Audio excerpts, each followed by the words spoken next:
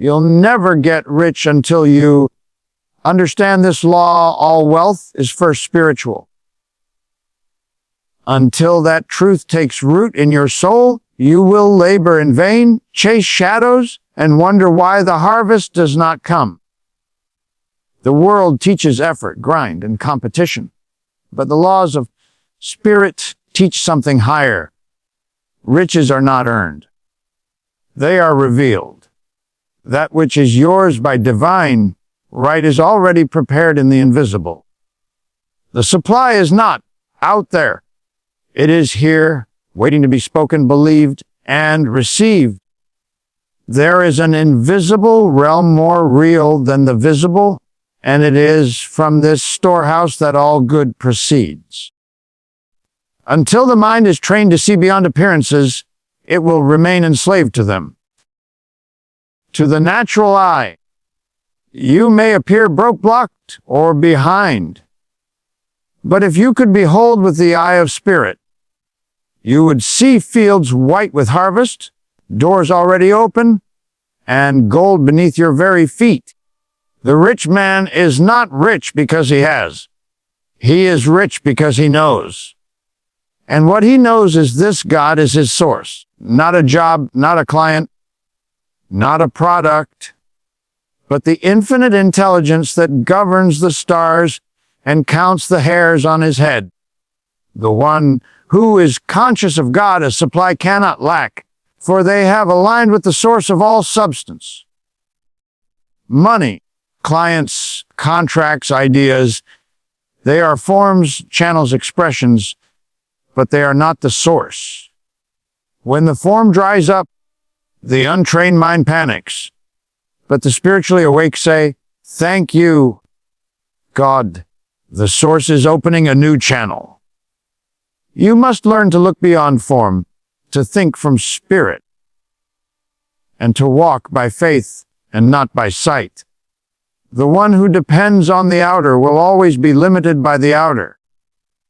But the one who lives from the invisible, who speaks the word, holds the vision, and obeys divine guidance, will never want for any good thing. Your supply is not coming. It already is. It is already done in the invisible. And when you speak as one who knows and act as one who believes, the law rushes to fulfill your word. For the spoken word, when aligned with faith and truth, becomes flesh. Now hear me on this. You cannot hold fear and prosperity in the same mind. The two do not mix. One cancels the other. The second law you must master is the law of substitution. What does it mean? It means you cannot dwell on lack and manifest abundance. You cannot speak of bills and expect overflow. You cannot meditate on the problem and manifest the solution. Whatever you think upon, you make real. Whatever you speak, you invite. Whatever you feel deeply, you multiply. So the only path to true prosperity is to substitute every thought of fear with a thought of faith. Every time fear knocks, answer with a word of power. God is my supply. My good cannot be withheld. Infinite substance is flowing to me now. These are not hollow words. These are tools, weapons, wands. And when spoken with conviction, they dissolve the lie and install the truth. The subconscious cannot hold two opposing ideas at once, so you must choose. You cannot say, "I am abundant," and then worry about the rent. You cannot affirm wealth and prepare for lack. The law does not respond to confusion. It responds to clarity, and clarity comes from faith. Every time fear whispers, you must shout a truth greater than the fear. There is no loss in divine mind. What is mine comes to me effortlessly, under grace. I am aligned with infinite supply, and all that I need is rushing toward me now. You must become vigilant with your words, not just in public, but in private. What you say when you are alone determines what the universe echoes back to you. Fear is a habit, but so is faith. Begin to catch the fear before it takes hold. Reverse it immediately. Speak the opposite. Feel the power return. You do not wait for conditions to change before you speak faith. You speak faith to change the condition. And when you learn to do this consistently, to master substitution, the outer begins to yield to the inner, and the invisible becomes visible. That is law. That is truth. And that is the beginning of wealth. Your word is your wand. The power of life and death is in the tongue, and the law of wealth cannot operate in your life until you understand this unshakable truth. You speak your world into being. Most people do not have a money problem. They have a word problem. They declare lack, and lack answers. They speak of debt, and debt rises. They complain about delay, and delay is magnified. But the one who knows the law speaks only of what they desire to manifest, never what they fear. I call on things that are not as though they were, and they become. This is not spiritual science. Your words do not return void. They go out, clothe themselves in form, and come back fulfilled. When you say, I never have enough, the universe answers, as you wish. When you say, I am always struggling, the law says, so it shall be. But when you say, God is my instant, constant, and lavish supply, you shake the heavens. You release angels. You command the law. Wealth begins with a word, not a paycheck, not an opportunity, not a strategy, a word. The spiritual person does not speak what they see. They speak what they intend. The tongue is not for reporting reality. It is for creating reality. And every word you speak is a seed sown into the soil of the subconscious, which is always listening, always obeying, and always producing after its kind. If your harvest is lacking, check your words. If your money is delayed, examine your speech. Declare abundance even when your pocket is empty. Declare overflow even when your account says otherwise. This is not delusion. This is dominion. You are not subject to appearances. You are governed by the higher law. Speak as one who knows. Speak as one who reigns. Say it boldly. Say it often. Say it until every cell in your body vibrates with belief. I am rich in substance. I am rich in mind. I am rich in manifestation. My wealth is unfolding now. And the word will not fail you. It cannot, for it is law. Now you must understand something sacred and often forgotten. You receive not what you want, but what you expect. This is the law of expectancy. And this law, misunderstood by many, holds the key that unlocks the vault. Wanting is passive. Expectation is active. To want something is to hope it might happen. To expect it is to know it is already done.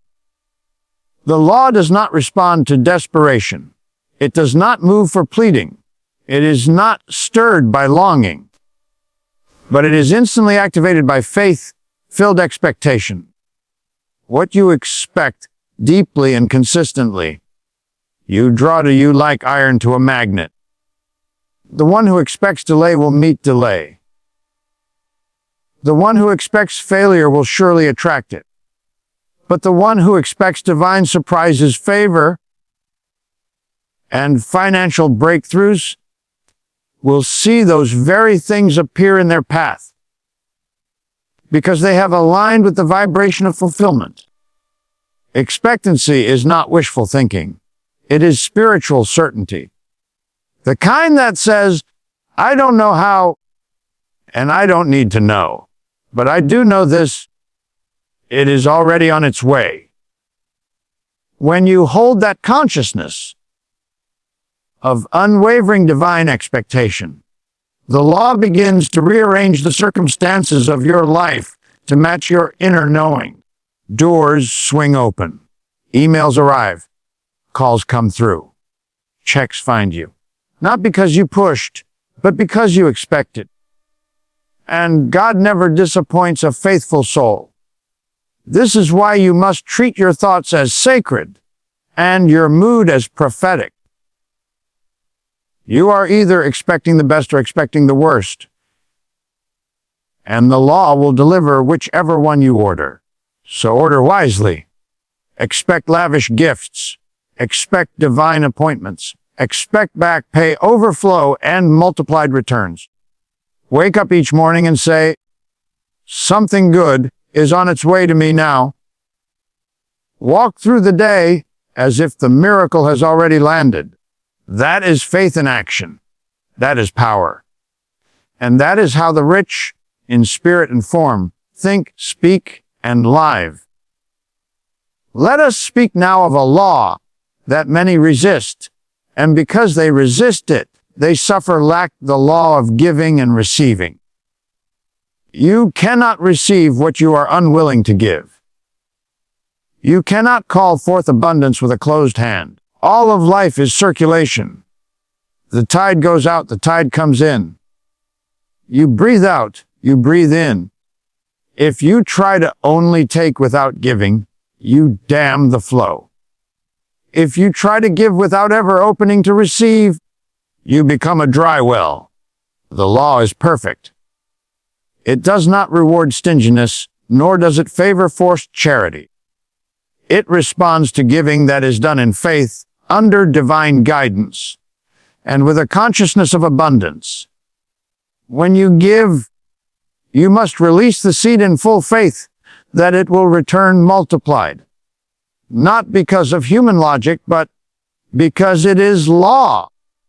People say, I'll give when I have more. But the law says, give now, and you will have more. Giving is not depletion, it is activation. You cannot outgive God. You cannot send forth good without good rushing back to meet you. But the motive matters. If you give to manipulate, the channel closes. If you give in fear, you receive back fear. If you give with joy, love, and trust, the windows of heaven open and pour out a blessing you cannot contain.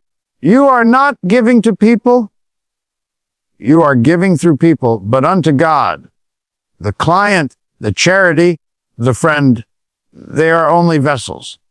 The source is always spirit. Give where you are guided. Tithe where you are spiritually fed. Tip generously when moved. Share your ideas, your attention, your gratitude, and do it all with the awareness that every act of giving plants a seed that must grow. Do not give and then dig up the seed with worry. Do not calculate the return. Expect it. Trust it. Know it. Say, every dollar I give returns to me multiplied under grace, in perfect ways. There is no loss in divine mind. What I give in faith returns in harvest. The miser hoards and loses. The faithful giver expands and overflows. Circulation is the breath of prosperity. And to inhale the wealth of heaven, you must exhale with faith. Now understand, this delay is not denial. So many abandon their seed because the harvest takes longer than their ego allows. But divine timing is not human timing. God is never late and never early. All things arrive when your consciousness is ripe for reception. The law of divine right timing is precise, perfect, and often invisible. Just because you don't see movement doesn't mean there isn't a miraculous unfolding already in progress. The Spirit is always working, even when the outer world is still. It may appear nothing is happening, but the roots are growing, the channels are forming, the pieces are moving. Faith is the bridge between planting and harvest, and many fail not because the law failed, but because they spoke defeat in the middle of their blessing's construction. You must trust the unseen when it looks like nothing is working. Especially then, you must say, God is never late. My blessing is right on time. I walk in perfect divine order. You must wait with praise, not with panic. You must anchor in the knowing that what is yours by divine right is already finished in the mind of God and is being delivered through the perfect path. At the perfect moment, the blessing you seek is not being withheld. It is being prepared. If it came too soon, you would mishandle it. If it came too late, you'd think God forgot you. But it comes at the hour appointed by Spirit. The hour your faith can hold it, your mind can sustain it, and your heart can honor it. Do not force. Do not chase. Do not beg. Wait in power. Wait in praise. Say aloud each day, what is mine cannot miss me. What is mine is on the way. And then live as though it's already done, because in truth, it is. Now we enter into the realm of the law of non-resistance, a law so misunderstood that many delay their good by striving, pushing, or clinging. Yet spirit does not flow through clenched fists and tense minds. What you resist persists. What you release transforms. There is no spiritual power in obsession. The soul that tries to force the manifestation, to control every outcome, to dictate every step, shuts the door to divine flow. God cannot enter where fear is reigning. Spirit does not cooperate with worry, and the law will not be mocked by doubt disguised as effort. You must let go to let God work. Not from indifference, but from holy trust. To surrender is not to give up. It is to rise up. It is to say, I have done all that is mine to do. Now I step back and allow the infinite to complete what only it can complete. You must release the how. You must release the when. You must stop trying to rearrange appearances and instead align with truth. Resistance says, I need this now, or I will not be okay. But faith says, all is well. My good cannot be withheld. The moment you stop chasing, what is yours starts coming toward you. This is not poetic, it is law. The vibration of need repels the very thing you want. The vibration of peace draws it in like a magnet. This is why, when you finally stop worrying about the money appears. When you stop stalking the result, the door opens. It is not passivity. It is power. You must know when to act and when to stand still. Say often, I do not resist. I radiate. Release this to the divine and walk forward in peace. What is mine knows the way to me, and I do not block the flow. If a door closes, bless it. If a person walks away, release them. If a deal falls through, say, something better is already on its way. For truly it is. When you stop clinging to your plan, the higher plan unfolds, and you will see, in perfect hindsight, that what felt like loss was the setup for your greatest gain. And now the decree. The divine, final alignment with truth, wealth is already mine, and I claim it now. You must speak this not as hope, not as theory, not as timid wish, but as a bold spiritual fact. There is a difference between asking and claiming. Asking implies separation. Claiming implies ownership. You do not beg for what already belongs to you. You do not chase what has your name on it. You step into your inheritance with power. You speak the word with finality. You decree with conviction. I am now aligned with the infinite abundance of God. I am rich, and my wealth is unfolding now. When you speak this way, with no doubt, no hesitation, no fear, the universe bows in response. The law is mechanical. It must obey the word spoken in faith. The subconscious does not argue. It accepts the decree and begins shaping your outer world to match your inner command. This is why Florence Scovel Shinn said, "Your word is your wand." You must use it with precision, with faith, with spiritual authority. You must declare what is already true in the mind of God, not what you see, not what you feel, but what you know. Your current bank balance is not the truth. Your circumstances are not the truth. The truth is this: you are rich in substance, rich in soul, and rich in destiny. And what is yours cannot be taken. It cannot be lost. It is only waiting to be claimed. So claim it now, speak it now, feel it now, and walk forward as one who already possesses it. For indeed you do. And so it is.